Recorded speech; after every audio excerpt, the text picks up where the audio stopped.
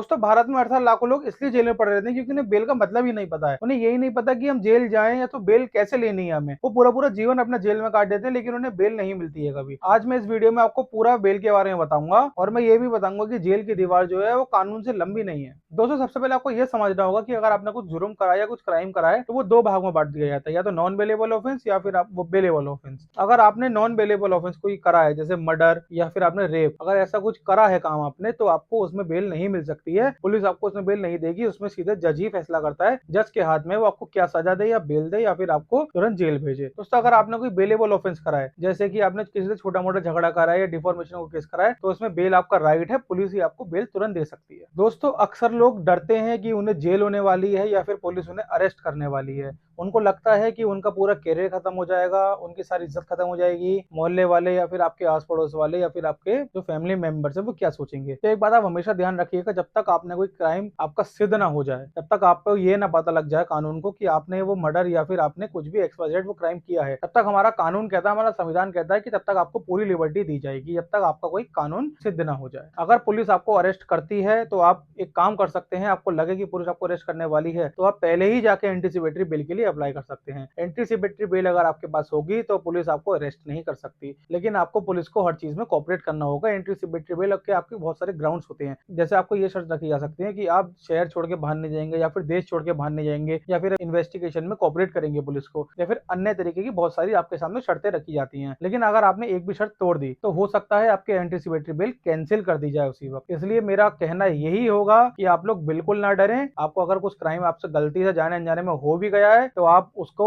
गलती माने अपनी और कानून के सामने आप खुद ही चले जाएं, तो हो सकता है आपको थोड़ी सजा कम कर दी जाए। और अगर आपने एंटीसिपेटरी बेल ले ली है तो उसके पूरे रूल फॉलो करें। हमारी दोस्तों सुप्रीम कोर्ट बार बार चिल्ला चिल्ला के कहती है कि bail is the rule but jail is exception. अगर आपसे कोई जाने अनजाने में क्राइम हो गया हो तो आप कानून के सामने खुद पेश हो जाएं, तो हो सकता है आपको थोड़ा कानून लिबर्टी दे आपकी सजा में कि ये सामने वाले व्यक्ति खुद अपनी गलती मान के मेरे पास आया है। ऐसा बहुत अक्सर केस में होता है कि लोग डर जाते हैं, भाग जाते हैं, उससे कानून समझता है कि आप परमानेंट डिफॉल्टर हैं, जरूर ये कोई अपने सोची समझी साजिश करी होगी। अगर आपसे गलती से कोई क्राइम हो गया हो तो आप जरूर कानून के सामने खुद ही पेश हो जाएं, पुलिस से कहें कि हमने ऐसा गलती से कर दिया था, ये हो गया वो हो गया, आप उन्हें अपनी पूरी बात बताएं, तो वो कानून के सामने आपको थोड़ी लिबर्टी दिलाने की मदद करेगा। आप भागने की गलती बिल्कुल ना करिएगा। आपको बेल चाहिए तो आप अच्छे से अच्छा वकील करें, अपना अच्छे से लॉयर करें। अगर आपका लॉयर अच्छा होगा तो हो सकता है आपको बेल मिलने में ज्यादा आसानी हो जाए। दोस्तों आप लोगों के लिए मैं एक बहुत इंपॉर्टेंट चीज बता रहा हूँ, ये बहुत अच्छी खबर दे रहा हूँ मैं आप लोगों को। अगर आपने कुछ क्राइम कर दिया है और पुलिस 60 से 90 दिन में कोई चार्जशीट फाइल नहीं कर, तो आप 100% ये यकीन मानिए आपको बेल मिलने में बहुत आसानी हो जाएगी।